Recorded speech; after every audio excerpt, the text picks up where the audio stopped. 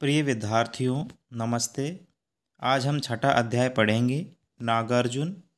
इनकी दो कविताएं हमें यहाँ पर दी गई हैं। यह है दंतुरित मुस्कान और फसल कविता। इससे पूर्व हम इनके जीवन परिचय को जानते हैं। आइए। नागार्जुन का जन्म बिहार के दरभंगा जिले के सतलखा गांव में 1911 में हुआ। उनका मूल नाम वैद्यनाथ मिश्र था। आरंभिक शुरुआती शिक्षा संस्कृत पाठशाला में हुई। फिर अध्ययन के लिए वे बनारस और कलकत्ता अर्थात कोलकाता गए। 1936 में वे श्रीलंका गए और वहीं उन्होंने बौद्ध धर्म ग्रहण किया। बौद्ध धर्म की दीक्षा उन्होंने ली। 2 साल प्रवास के बाद 1938 में वे स्वदेश लौट आए। घुमक्कड़ी और अक्खड़ स्वभाव के धनी नागार्जुन ने अनेक बार संपूर्ण भारत की यात्रा की है और सन 1998 में उनका देहांत हो गया। घुमक्कड़ी छात्र थे, अर्थात एक जगह रुकते नहीं थे। संपूर्ण भारत का उन्होंने भ्रमण किया है।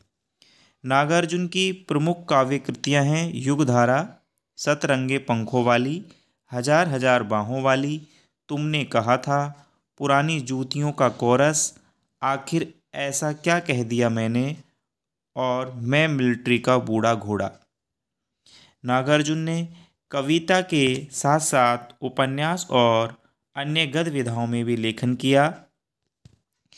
उनका संपूर्ण कृतित्व नागार्जुन रचनावली के 7 खंडों में प्रकाशित है। साहित्यिक योगदान के लिए उन्हें अनेक पुरस्कारों से सम्मानित किया गया, जिनमें प्रमुख हैं हिंदी अकादमी, दिल्ली का शिखर सम्मान, उत्तर प्रदेश का भारत भारती पुरस्कार एवं बिहार का राजेंद्र प्रसाद पुरस्कार। मैथिली भाषा में कविता के लिए उन्हें साहित्य अकादमी पुरस्कार प्रदान किया गया। राजनीतिक सक्रियता के कारण उन्हें अनेक बार जेल जाना पड़ा। हिंदी और मैथिली में समान रूप से लेखन करने वाले नागार्जुन जी हिंदी और मैथिली भाषा में समान रूप से लेखन करने वाले नागार्जुन ने बंगला और संस्कृत में भी कविताएं लिखी हैं। मातृभाषा उनकी मैथिली है, जिसमें वे यात्री के नाम से प्रतिष्ठित हैं, अर्थात मैथिली भाषा में वे यात्री के नाम से लिखते थे। लोक जीवन से गहरा सरोकार रखने वाले नागार्जुन भ्रष्टाचार, राजनीतिक स्वार्थ और समाज की पतनशील स्थितियों के प्रति अपने साहित्य में विशेष सजग रहे। वे व्यंग में माहिर हैं, व्यंग कला में वो निपुण हैं, इसीलिए उन्हें आधुनिक कबीर भी कहा जाता है। नागार्जुन को क्या कहा जाता है? आधुनिक कबीर।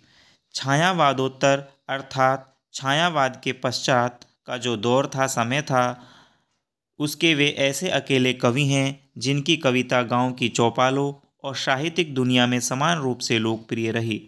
वे वास्तविक अर्थों में जनकवि हैं, जनता के कवि हैं। सामयिक बोध से गहराई से जुड़े नागार्जुन की आंदोलन धर्मी कविताओं को व्यापक लोकप्रियता मिली। नागार्जुन ने छंदों में काव्य रचना की और मुक्त छंद में भी, अर्थात छंद रूप में भी उन्होंने कविताएं लिखी हैं, तो मुक्त छंद में भी, छंद के बंधन से मुक्त होकर भी उन्होंने काव्य रचनाएं की हैं। यहाँ जो पहली कविता है वह है यह दंतुरित मुस्कान। इस कविता में छोटे बच्चे की मनोहारी मुस्कान देखकर कवि के मन में जो भाव उमड़ते हैं, उन्हें कविता में अनेक बिंबों के माध्यम से उन्होंने प्रकट किया है। कवि का मानना है कि इस सुंदरता में ही जीवन का संदेश है। इस सुंदरता की व्याप्ति ऐसी है कि कठोर से कठोर मन भी पिघल जाए। यह दंतुरित मुस्कान की मोहकता तब और अधिक बढ़ जाती है जब उसके साथ नज़रों का बांकपन, तिरछापन जुड़ जाता है। दूसरी कविता है फसल। फसल शब्द सुनते ही खेतों में लहलहाती फसल आंखों के सामने आ जाती है, परंतु फसल है क्या और उसे पैदा करने में किन किन तत्वों का योगदान होता है, इसे बताया है नागार्जुन ने अपनी कविता फसल में। कविता यह भी रेखांकित करती है, दर्शाती है कि प्रकृति और मनुष्य के सहयोग से ही सृजन संभव है। जो सृजन है वो संभव है। बोलचाल की भाषा की गति और लय कविता को प्रभावशाली बनाती है। कहना नहीं होगा कि यह कविता हमें उपभोक्ता संस्कृति के दौर में कृषि संस्कृति के निकट ले जाती है। ये हमने परिचय जाना नागार्जुन जी का और उनकी कविता का। यहाँ कविता दी गई है, यह दंतुरित मुस्कान। यह दंतुरित का मतलब ऐसी मुस्कान जिसमें दांत दिखाई देते हैं। एक छोटे बच्चे की मुस्कान है। ये देखो कितनी प्यारी मुस्कान होती है छोटे से बालक की। कविता पाठ करते हैं। तुम्हारी यह दंतुरित मुस्कान मृतक में भी डाल देगी जान। धूली धूसर तुम्हारे ये गात, छोड़कर तालाब मेरी झोंपड़ी में खिल रहे जलजात। परस पाकर तुम्हारा ही प्राण, पिघल कर जल बन गया होगा कठिन पाषाण। छू गया तुमसे कि झरने लग पड़े से फालिका के फूल। बांस था कि बबूल तुम मुझे पाए नहीं पहचान। देखते ही रहोगे अनिमेष, थक गए हो आँख लूँ में फेर। क्या हुआ यदि हो सके परिचित न पहली बार। यदि तुम्हारी माँ ने माध्यम बनी होती आज, मैं न सकता देख मैं न पाता जान। तुम्हारी यह दंतुरित मुस्कान। धन्य तुम माँ भी तुम्हारी धन्य। चिरप्रवासी मैं इतर मैं अन्य। इस अतिथि से प्रिय तुम्हारा क्या रहा संपर्क। उंगलियां माँ की कराती रही हैं मधुपर्क। देखते तुम इधर कनखी मार, और होती जब की आंखें चार। तब तुम्हारी दंतुरित मुस्कान मुझे लगती बड़ी ही छविमान। तो ये प्यारी सी कविता जिसमें किसी भी छंद का प्रयोग नहीं किया गया है, छंद मुक्त कविता है। इसका भाव अपन लेते हैं। आइए प्रिय विद्यार्थियों, हम कविता पाठ करते हैं, कठिन शब्दों के अर्थ जानते हैं और इसका भाव ग्रहण करते हैं। यह दंतुरित मुस्कान, दांत भरी मुस्कान अर्थात ऐसी मुस्कान जिसमें दांत दिखाई दे। तुम्हारी यह दंतुरित मुस्कान मृतक में भी डाल देगी जान। धूली धूसर तुम्हारे ये गात, छोड़कर तालाब मेरी झोंपड़ी में खिल रहे जलजात। परश पाकर तुम्हारा ही प्राण, पिघल कर जल बन गया होगा कठिन पाषाण। छू गया तुमसे कि झरने लग पड़े से फालिका के फूल। बांस था कि बबूल तुम मुझे पाए नहीं पहचान। देखते ही रहोगे अनिमेष, थक गए हो आँख लूँ में फेर। शब्दों के अर्थ जानते हैं। दंतुरित होता है बच्चों के छोटे छोटे नए नए दांतों से युक्त जो उनका मुंह है, मुस्कान है, उसे दंतुरित कहा गया है। धूली धूसर धूल मिट्टी से सना हुआ, गात होता है शरीर या तन, जलजात होते हैं कमल का फूल। परश स्पर्श होता है, पाषाण पत्थर होते हैं। शेफाली का एक विशेष फूल होता है। अनिमेष होता है बिना पलक झपकाए लगातार देखना। बालक जो है बिना पलक झपकाए अपने पिता को देख रहा है। भाव ग्रहण करते हैं। भावार्थ है, इस कविता में कवि नागार्जुन ने नवजात शिशु के मुस्कान के सौंदर्य के बारे में बताया है। कवि कहते हैं कि शिशु की मुस्कान इतनी मनमोहक, मन को भाने वाली और आकर्षक होती है कि यहाँ छोटी की आएगा कि किसी मृतक में भी जान डाल दे। खेलने के बाद धूल से भरा तुम्हारा शरीर, गात होता है शरीर, देखकर ऐसा लगता है मानो कमल का फूल तालाब को छोड़ करके मेरी झोंपड़ी में आकर खिल गया हो। तुम्हारे स्पर्श को पाकर पत्थर भी मानो पिघलकर जल हो गया हो। यानी तुम्हारे जैसे शिशु की कोमल स्पर्श पाकर किसी भी पत्थर हृदय व्यक्ति का दिल पिघल जाएगा। कवि कहते हैं कि उनका मन बांस और बबूल की भांति नीरस और ठूंठ हो गया था, परंतु तुम्हारे कोमलता का स्पर्श मात्र पड़ते ही हृदय भी शेफालिका के फूलों की भांति झड़ने लगा। कवि के हृदय में वात्सल्य की धारा बह निकली और वे अपने शिशु से कहते हैं कि तुमने मुझे आज से पूर्व नहीं देखा है, इसलिए मुझे पहचान नहीं रहे। वे कहते हैं कि तुम्हें थकान से उभारने के लिए मैं अपनी आंखें फेर लेता हूँ, ताकि तुम भी मुझे एकटक देखने के श्रम से बच सको। आगे पढ़ते हैं कविता। क्या हुआ यदि हो सके परिचित न पहली बार, यदि तुम्हारी माँ ने माध्यम बनी होती आज, मैंने सकता देख मैंने पाता जान, तुम्हारी यह दंतुरित मुस्कान। धन्य तुम माँ भी तुम्हारी धन्य, चिर प्रवासी मैं इतर मैं अन्य, इस अतिथि से प्रिय तुम्हारा क्या रहा संपर्क।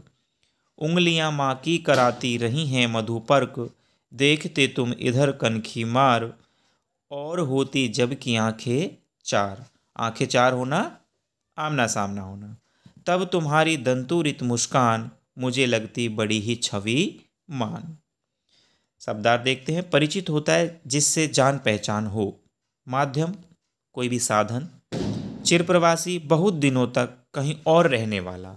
जो लेखक हैं वो चिरप्रवासी हैं, घुमक्कड़ी उनको पसंद है तो वो घर ना रह कर के प्रवास पर रहे हैं। इतर होता है अन्य, संपर्क होता है संबंध।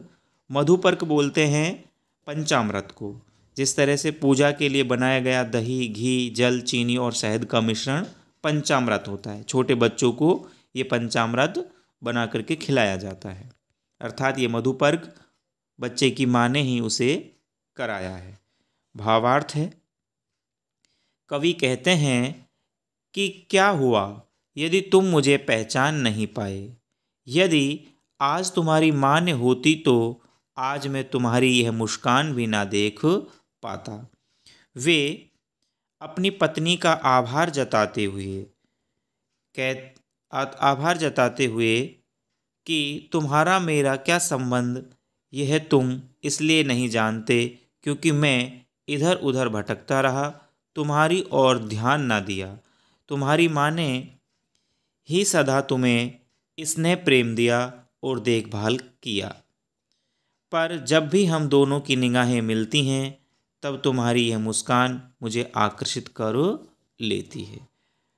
अर्थात तुम्हारी माँ ने ही तुम्हें पंचामृत खिलाया है और तुम्हारी माँ के कारण ही मैं आज तुम्हारे दर्शन कर पाया हूँ। तो ये कविता यहाँ पूर्ण होती है। दूसरी कविता जो है फसल। फसल कविता का पाठ करते हैं। एक के नहीं दो के नहीं, ढेर सारी नदियों के पानी का जादू, एक के नहीं दो के नहीं, लाख लाख कोटि कोटि हाथों के स्पर्श की गरिमा, एक की नहीं दो की नहीं, हजार हजार खेतों की मिट्टी का गुणधर्म। शब्दार्थ हैं। कोटि कोटि होता है करोड़ों, स्पर्श छूना, गरिमा होता है गौरव। भावार्थ लेते हैं। इस कविता में कवि ने फसल क्या है, साथ ही इसे कैसे पैदा करने में किनका योगदान रहता है, इसे पैदा करने में किनका योगदान रहता है उसे स्पष्ट किया है। वे कहते हैं कि इसे पैदा करने में एक नदी या दो नदी का पानी नहीं होता, बल्कि ढेर सारी नदियों का पानी का योगदान होता है। अर्थात जब सारी नदियों का पानी भाप बनकर उड़ जाता है तब सब बादल बनकर बरसते हैं, जो कि फसल उपजाने में सहायक होता है।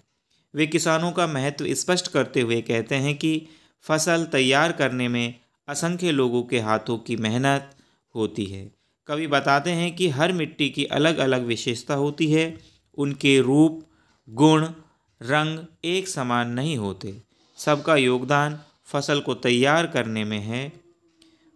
आगे कहा है फसल क्या है, और तो कुछ नहीं है वह, नदियों के पानी का जादू है वह, हाथों के स्पर्श की महिमा है, भूरी काली संदली मिट्टी का गुणधर्म है, रूपांतर है सूरज की किरणों का, सिमटा हुआ संकोच है हवा की थिरकन का। महिमा होता है महत्ता, महत्व, रूपांतर, परिवर्तन। सिमटा हुआ संकोच सिमट कर मंद हो गया, थिरकन नाच, गति। भावार्थ है, कवि ने बताया है कि फसल बहुत चीज़ों का सम्मिलित रूप है, जैसे नदियों का पानी, हाथों की मेहनत, भिन्न मिट्टियों का गुण धर्म तथा सूर्य की किरणों का प्रभाव तथा मंद हवाओं का स्पर्श। इन सब के मिलने से ही हमारी फसल तैयार होती है। भाव हमने लिया, अब प्रश्न अभ्यास हैं। आइए इन प्रश्न अभ्यास को करके हम कविता का और अच्छे से भाव ग्रहण कर पाएंगे। आइए, पहला प्रश्न है, बच्चे की दंतोरित मुस्कान का कवि के मन पर क्या प्रभाव पड़ता है? उत्तर है, बच्चे की दंतोरित मुस्कान को देखकर कवि का मन प्रसन्नता से भर उठता है। उन्हें बच्चे की मुस्कान की मनमोहकता देखकर ऐसा लगता है कि यह मृत व्यक्ति में भी जान डाल देगी। दूसरा प्रश्न है, बच्चे की मुस्कान और एक बड़े व्यक्ति की मुस्कान में क्या अंतर है? तो बच्चे तथा बड़े व्यक्ति की मुस्कान में काफ़ी अंतर होता है। जैसे बच्चे की मुस्कान सरल और स्वाभाविक होती है, वहीं बड़ों की मुस्कान में बनावटीपन होता है। बच्चे की मुस्कान भोली और स्वार्थ रहित होती है, वहीं बड़ों की मुस्कान कुटिल और स्वार्थी होती है। बच्चे की मुस्कान निष्काम, कामना रहित और निश्चल, छल रहित होती है, वहीं बड़ों की मुस्कान उसकी परिस्थितियों के अनुसार तय होती है। तीसरा प्रश्न है, कवि ने बच्चे की मुस्कान के सौंदर्य को किन किन बिंबों के माध्यम से व्यक्त किया है? उत्तर है, कवि नागार्जुन ने बच्चे की मुस्कान के सौंदर्य को निम्नलिखित बिंबों के माध्यम से व्यक्त किया है। ये बिंब हैं, जैसे मृतक में भी जान डाल देना, नवीन प्रयोग है, इनको बिंब कहते हैं। जिस तरह से मृतक व्यक्ति में भी जान डाल देना, कमल का तालाब छोड़ करके झोंपड़ी में खिलना, बांस या बबूल से शेफालिका के फूलों का झड़ना, स्पर्श पाकर पत्थर का पिघलना, तिरछी नज़रों से देखकर मुस्काना, तिरछी नज़रों से देखकर मुस्काना। अब पत्थर क्या है? बिंब है। बांस और बबूल क्या है? शेफालिका के फूल क्या है? बिंब हैं। कमल का तालाब छोड़ करके झोंपड़ी में आना बिंब है। मृतक व्यक्ति क्या है? बिंब है। तो इन्हें बिंब कहा गया है। चौथा प्रश्न है, भाव स्पष्ट करना है। छोड़कर तालाब मेरी झोंपड़ी में खिल रहे जलजात, जलजात होते कमल। भाव है, धूल से सना शिशु का शरीर और उसकी निश्चल मुस्कान कवि को इतना प्रभावित करती है कि उसे लगता है जैसे कोई कमल का फूल तालाब में ने खिलकर उनकी झोंपड़ी के अंदर खिल गया हो।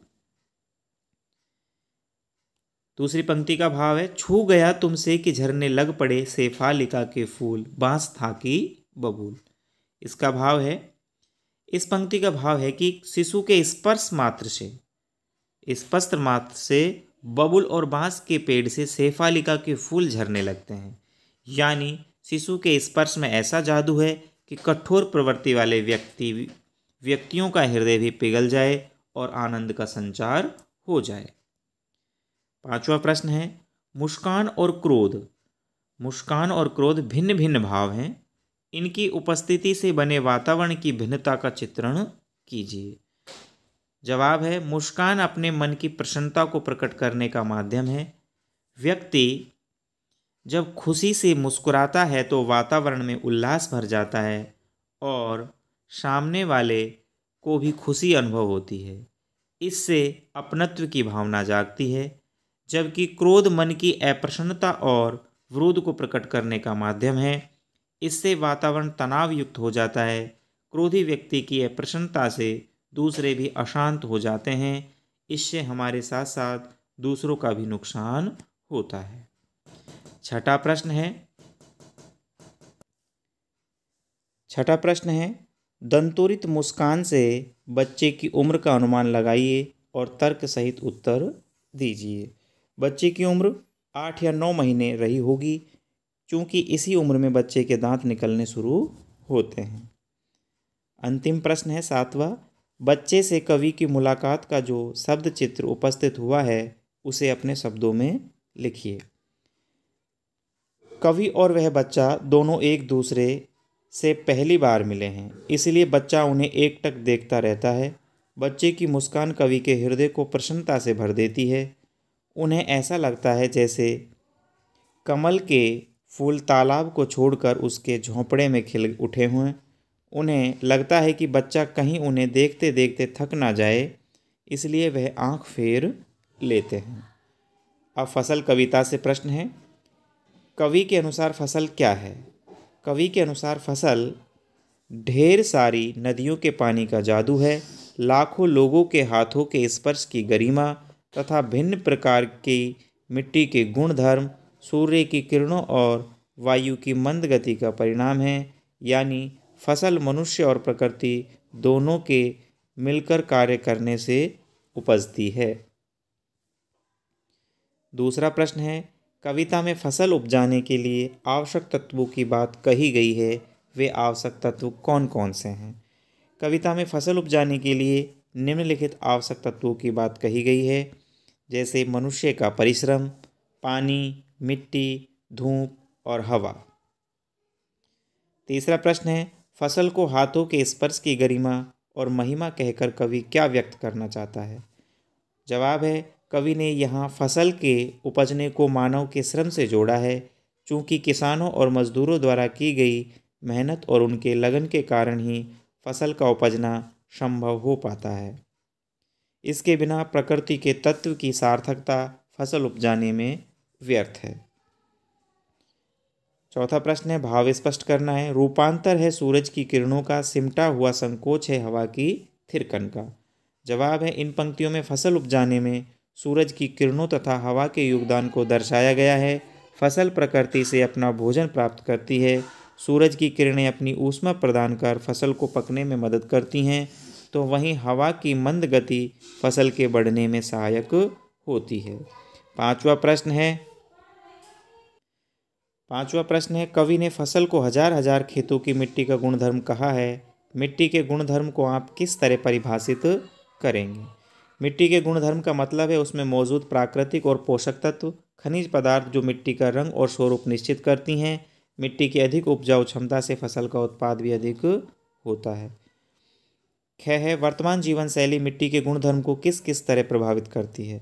जवाब है, वर्तमान जीवन शैली मिट्टी को प्रदूषित कर रही है। उपयोग में लाए जा रहे हैं अनेक प्रकार के रासायनिक तत्व, उर्वरक, कीटनाशक, प्लास्टिक निर्मित वस्तुएं मिट्टी के मूल स्वरूप को नष्ट कर रही हैं, जिसका नकारात्मक प्रभाव फसल पर भी पड़ रहा है।